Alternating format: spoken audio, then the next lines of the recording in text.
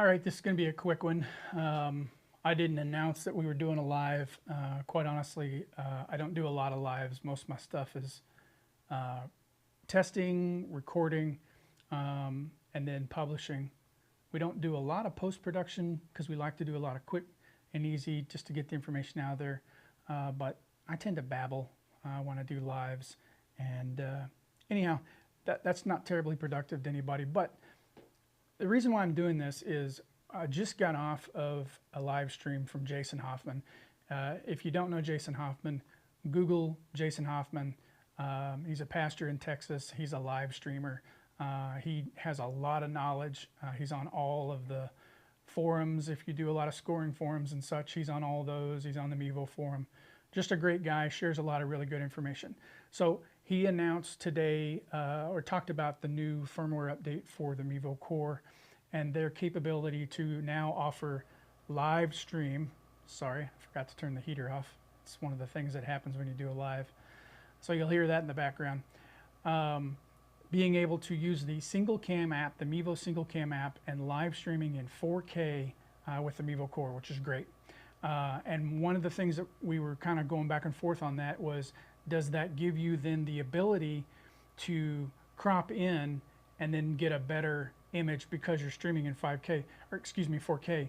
But one of the things that he mentioned was that the reason why the single cam app can do 4K streaming with the Mevo Core and the multi-cam app cannot is because in the single cam app, the camera is the encoder, whereas in the multi-cam app, the tablet, the streaming device is the encoder, and it's just too much for it to work with. It's probably a limit that they won't overcome. But that got me thinking, if that's the case, and we're streaming in 1080p right now to YouTube, I've got the full frame.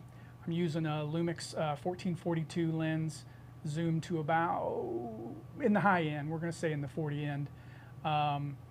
But what that got me thinking was, and the only way I can test this to know for sure is to do this in a live, is to see if I punch in, do I lose quality? The idea, the theory behind this is that the camera is the encoder. The camera has a 4K sensor. It's sending a 1080p signal right now because that's what I've requested. But if I punch in and don't go beyond the fourth of the size, theoretically it should still send me a clean 1080p signal. So we're going to try that. I'm going to click on my face here. And we're going to punch in. And that's about a quarter of the shot. It's the standard punch from Mevo. So again, I can't tell because obviously I'm looking at the monitor and I can't see what it's doing.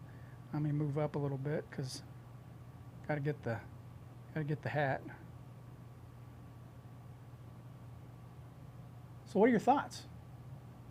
Well, I guess we'll find out afterwards, but I'd be curious to know if it's the full quality 1080p. So I've got, the other thing I've got on my desk right now is our GH7, our Panasonic GH7. This is what I've been playing with today. Panasonic came out with a firmware update. It's the second or third firmware update that they've come out with. Most of them have been just bug fixes. This one was really good. The thing that this allows is to be able to connect to a wireless access point, stream to an RTMP server directly from the camera without the phone. It takes a little bit to get that set up, but once you have your URL and your key set up, works pretty good. And I did a little test with YouTube today, and obviously the quality is what you would come to expect with a micro four thirds camera. So again, just a little experiment punching in to see if we lose the quality. I don't know.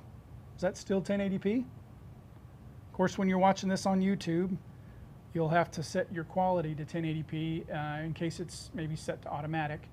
I don't know. We're going to play with it a little bit more. If there's other things you guys want to see, don't hesitate to reach out. Josh at LinkSpider. We'll see you.